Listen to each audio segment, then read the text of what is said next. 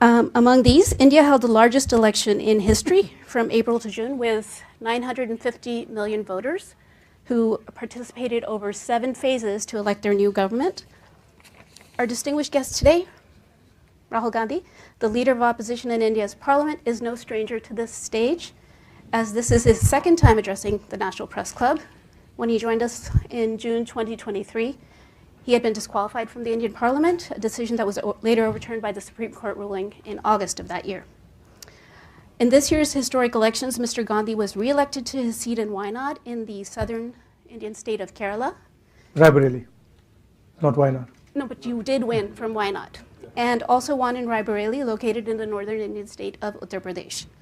As the leader of the opposition in India's parliament, Mr. Gandhi heads the Indian National Development Inclusive Alliance, a coalition of opposition parties that holds 234 seats, just 30 short of a majority. He's a vocal critic of Indian Prime Minister Narendra Modi. Mr. Gandhi entered politics in 2004 and has been a key figure in India's political landscape. Today he joins us to share his thoughts on the future of Indian democracy, freedom of speech, and pathways toward sustainable and inclusive growth. Please join me in giving a warm National Press Club welcome to Mr. Rahul Gandhi. Thank you.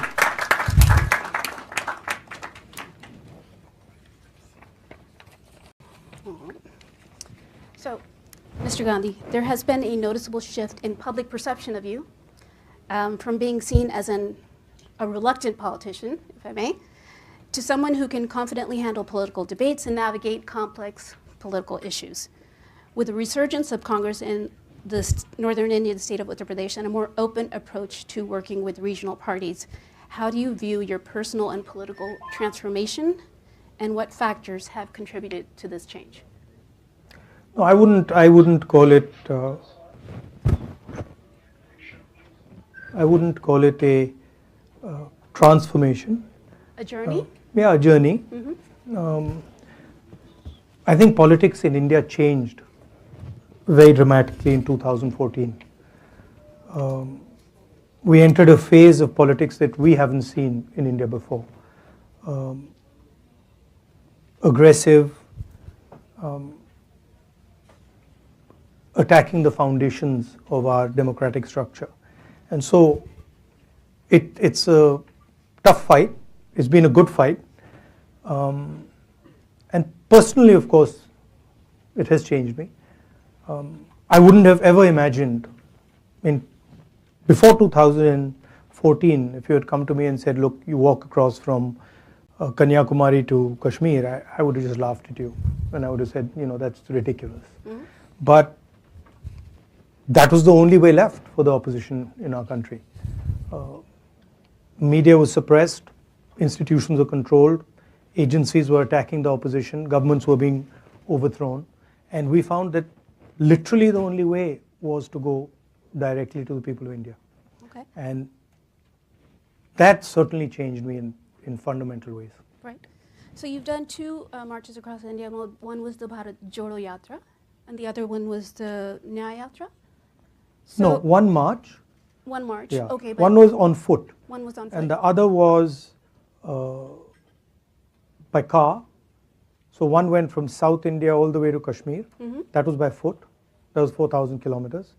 And the other one was from Manipur, which, as you know, is burning, to Maharashtra. Right. You've already sort of answered this, but I still want to ask, what inspired you to take these journeys? Well, at one level, we were forced politically to take, because all the instruments that normally work in a democracy, they just were not working. And the media was not working, the courts were not working, nothing was working. And so we said, okay, let's go direct, and we went, and it worked. It worked beautifully. That was at the political level and at my work level. But at the individual, private level, I always wanted to do it. I always wanted, since I was small, since I was young, I always had this idea that I must, at some point in my life, walk across my country and see what it's about. Well, what an experience, and what a marvelous thing to do. So as leader of the opposition in the Lok Sabha, how do you perceive your role evolving compared to your previous responsibilities? And what new challenges or opportunities do you foresee in this position? I mean, it's an extension of what I did earlier. There's an ideological war taking place in India between the Congress and our partners and the BJP and the RSS. They are two completely different visions of India. We believe in a plural vision, a vision where everybody has a right to thrive. All imaginations are free to roam. An India where you're not persecuted because of what religion you believe in or what community you come from or which language you speak, versus a much harsher, centralizing vision. And so that's the landscape. And then, you know, we fight on that landscape, defend India's institutions, defend the weaker sections in India, defend the lower castes, defend the tribals, minorities, defend poor people. And after the yatra, I feel try to become the voice of as many people as you can. You know, so for that you have to go and understand what's going on. You have to go deep into sort of the agricultural world, the conflicts that are taking place there, into the financial system, into the tax system. So you have to, in a sense, go deep into it, talk to people, and then understand deeply what they're saying, and then transmit it. Right. So and at a broader level, provide a vision, India Alliance vision for the country, which is obviously going to be fundamentally different than the centralizing, monopolized vision that the BJP is presenting. Okay, so you touched upon a couple of points. You just mentioned finance and the tax system. You spoke this morning that 17 secretaries take all financial decisions to run the country. No, 70. 70, okay. I'm sorry, 70. Apparently, only 3 of them are Dalits and only 1 is a member of the minority. Now, all of them are... Well, you've got the numbers wrong, but... Okay. But this is from the audience. Let's put it that 90% of India is either tribal, lower caste, or Dalit, right, or minority.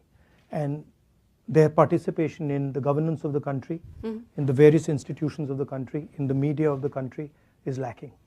And so what we propose is a survey to make transparent the reality of how power is shared in India. The caste census. The caste census. Okay.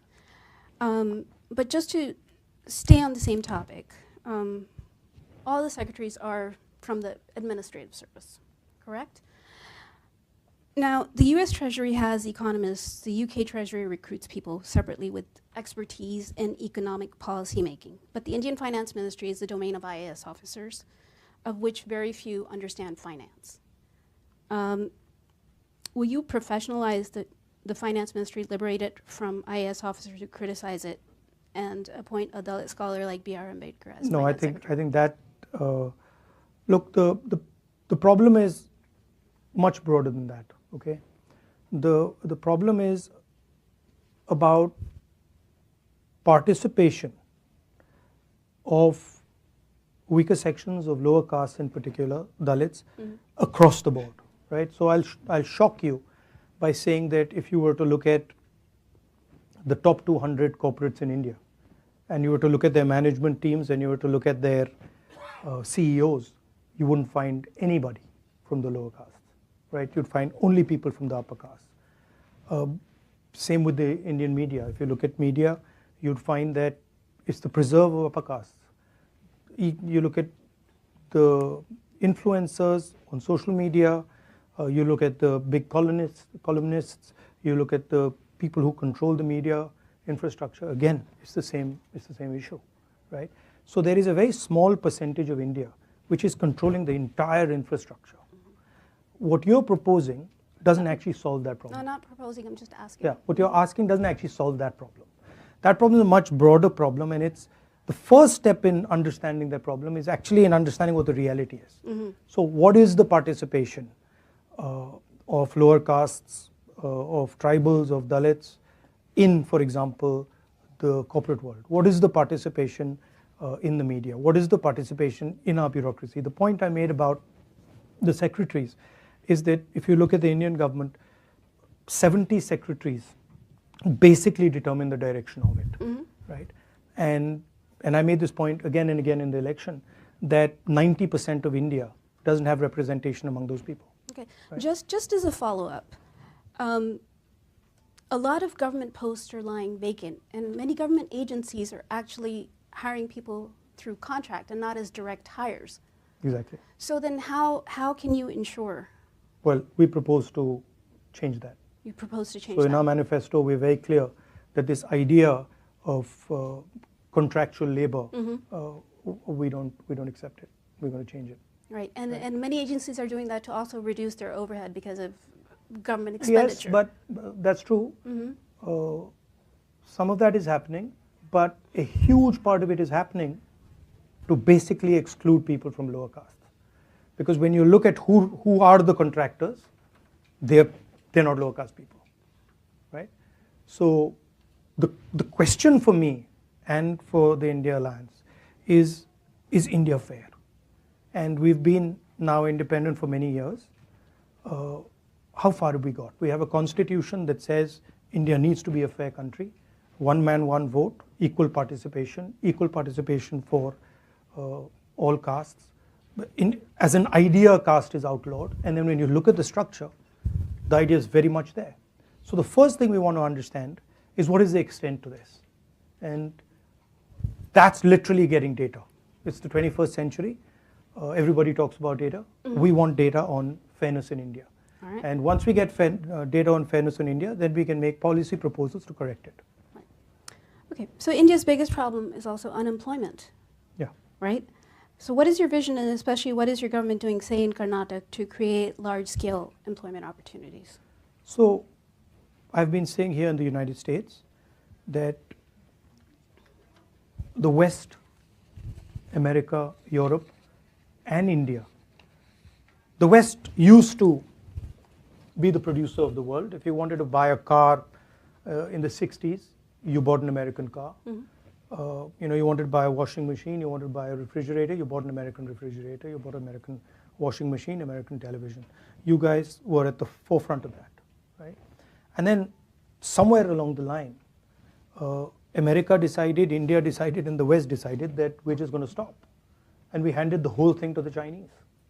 Now, for a country like India, to simply say that, look, we are going to ignore manufacturing and we're only going to run a services economy means you can't give employment to your people, right?